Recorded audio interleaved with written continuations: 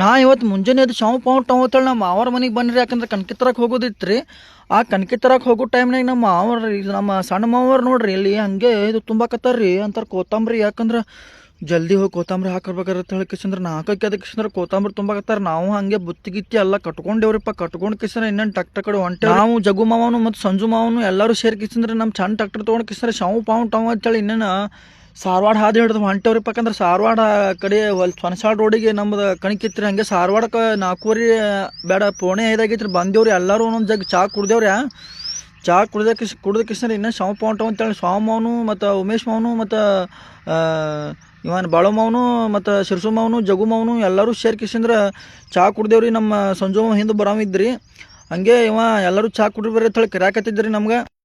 ಹಂಗೆ ಟ್ಯಾಕ್ಟರ್ ಅಲ್ಲಿ ಒಂದು ಐಸರ್ ಗಾಡಿ ಇತ್ತು ರೀ, ಒಂದು ನಮ್ದು ಬಲ್ವಾನ್ ಗಾಡಿ ಇತ್ತು ರೀ. ಅಲ್ಲೇ ಹಚ್ಚಿದ್ದೇವ್ರಿ. ಮುಂದೆ ಎಲ್ಲರೂ ಶಾವು ಪಾವು ಅಂತೇಳಿ ಇನ್ನೇನು 5ಕ್ಕೆ ಚಾಲೂ ಮಾಡಿದೇವ್ರಿ ಹೇರಕ್ಕೆ. ಸ್ವಾಮ ಅಂತರು ಬರೀ ಇನ್ನೂ ಇದನ್ನ ತೆಗಿಯೋಲ್ಲೈತ್ರಿ. ಕಾವುಗಳೈತೆ ಕಾಣ್ತೀರಿ, ದಗದನೇ ಮಾಡೋಲ್ರಿ ಅವ. ಏನು ಮಾಡೋದ್ರಿ ಅದಕ್ಕೆ ಕಾವುಗಳೈತ್ರಿ. ಒಂದು ಅರ್ಧ ಟ್ಯಾಕ್ಟರ್ ಹೇರಿದ್ದೇವ್ರಿ. ಈಗ ಹೇರ್ಕೇಸಿಂದ್ರೆ ಎಲ್ಲರೂ ನೀರು ಕುಡ್ಬೇಕಂತ ಹೇಳ್ಬೇಕಂದ್ರೆ ಕ್ಯಾನ್ ಕಡೆ ಬಂದೇವ್ರಿ.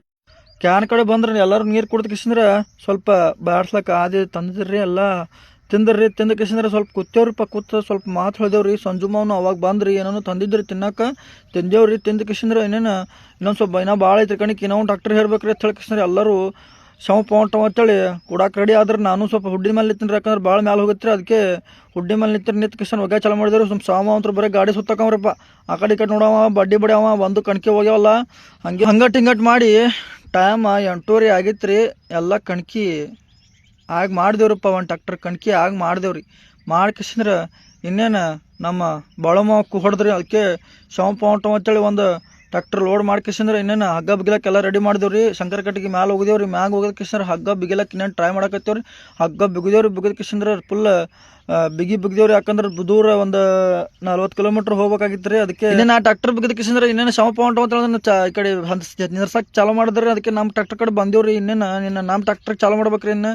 ಅದಕ್ಕೆ ಎಲ್ಲರೂ ತಲೆ ಮೇಲೆ ಟವಲ್ ತೆಗೆದು ಎಲ್ಲರೂ ನೀರಿಗೆ ತೊಗೊಂಡು ಕಿಸಂದ್ರೆ ಒಂದು ತಗೊಂಡೆ ಊಟ ಬಡದ್ರಿ. ಯಾಕಂದ್ರೆ ಊಟ ಏನಂದ್ರೆ ಉಪ್ಪಿಟ್ಟು ತಂದಿದ್ರಿ. ಉಪ್ಪಿಟ್ಟು ಇಂಥ ಟೈಮ್ನಾಗ ಉಪ್ಪಿಟ್ಟು ಅಂದ್ರೆ ಫುಲ್ ನೀರು ಬಿಡ್ತಾವ್ರಿ. ಅದಕ್ಕೆ ಶಾವು ಪಾವು ಟವ್ ಅಂತೇಳಿ 2 ಟ್ಯಾಕ್ಟರ್ ಲೋಡ್ ಮಾಡಿದವ್ರು. ಲೋಡ್ ಮಾಡಿ ಕಿಸಂದ್ರೆ ರೋಡ್ ಹಿಡಿದು ಶಾವು ಅಂತ ಹೇಳಿ ಕಿಸಂದ್ರೆ ಇನ್ನೇನು ಬರ್ಬೇಕಂತ ಮಾಡಿದ್ವಿ. ಗಾಡಿ ಸ್ವಲ್ಪ ಕಡೆ ಒಪ್ಪರ್ ಆಗಿತ್ತು ರೀ.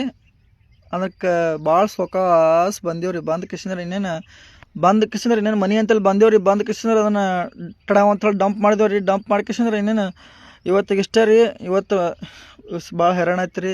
1ನೇ ಟ್ಯಾಕ್ಟರ್ ಏನು ಭಾಳ ಹೈರಾಣ ಇಲ್ಲ ರೀ. 2ನೇ ಟ್ಯಾಕ್ಟರ್ ಅಂತೂ ಫುಲ್ ಹೈರಾಣ ಐತೆ ರೀ. ಇವತ್ತಿಗೆ ಇಷ್ಟ ಆದ್ರೆ ಲೈಕ್ ಮಾಡಿ, ಶೇರ್ ಮಾಡಿರಿ, ಫಾಲೋ ಮಾಡಿರಿ.